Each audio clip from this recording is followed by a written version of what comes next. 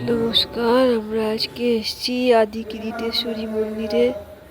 এখানে মায়ের কিরিট পড়েছিল।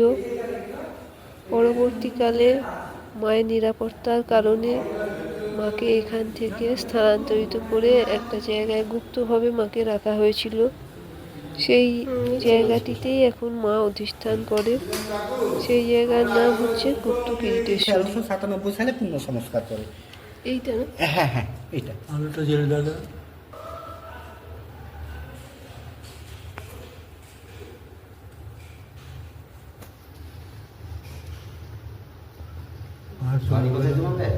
আমাদের দুর্গাপুর বাড়ি এই জঙ্গিপুরের এখানে আসল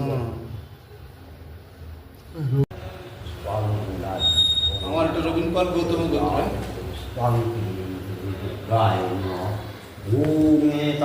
পুষ্পান্নাকালংসি নির্বিষ্ণং প্রসাঙ্গং পদ্মা।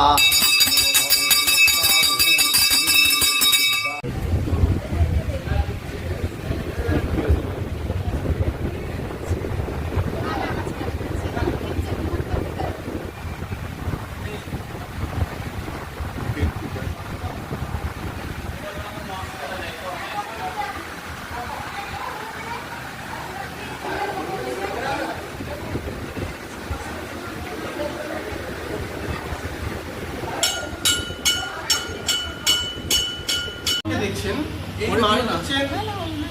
এই মাই হচ্ছেন কিরিটেশ্বরী মা। হ্যাঁ বৌদি বলুন। আচ্ছা ঠিক আছে। এই মাই হচ্ছেন কিরিটেশ্বরী মা। এটাই হচ্ছে সেই সতী মায়ের কিরিট করা, সেই অংশ, সতী মায়ের সেই অংশটা যেটা পড়েছিল। 51 পীঠে কোথাও মায়ের মূর্তি নেই, সব ব্রহ্মশিলা। মায়ের অংশ পড়েছে 51 খণ্ড, এখানে জায়গাতে পড়েছে। যেখানে যেখানে অংশগুলো পড়েছে সব জায়গাতেই শিলা হয়ে গেছে। ওই শিলাটাকেই বলা হচ্ছে ব্রহ্মশিলা। সেই ব্রহ্মশিলাটাই কাপড় দিয়ে ঢাকা থাকে। 51টা জায়গাতেই, 51 সতীপীঠেই ব্রহ্মশিলাটাকেও দেখতে পাই না, কাপড় দিয়ে ঢাকা থাকে। এখানে যে ক্রিট কণা পড়েছিল, সেই ক্রিট কণাটাও অংশটা সেটা শিলা হয়ে গেছে, সেটাকে বলছে ব্রহ্মশিলা। সেটা কাপড়ের ভেতরে আছে, ওটা আমরাও দেখতে পাই না, ওটা ভক্তরাও দেখতে পাই না। ব্যাপার হচ্ছে কিরিটেশ্বরী মাকে এখন এখানে দেখছেন, কিন্তু মা এখানে ছিলেন না। মা ছিলেন ওই জায়গাতে। ওখানে পাশাপাশি দুটো মন্দির আছে। তার মধ্যে ডান হাতে যে মন্দিরটা রয়েছে আদি মন্দির বলে লেখা আছে। মন্দিরে ঢুকলে দেখবেন একটা পাথরের মূর্তি আছে। ওই জায়গাতেই মা আগে ছিলেন, মাই ওখানে ছিলেন।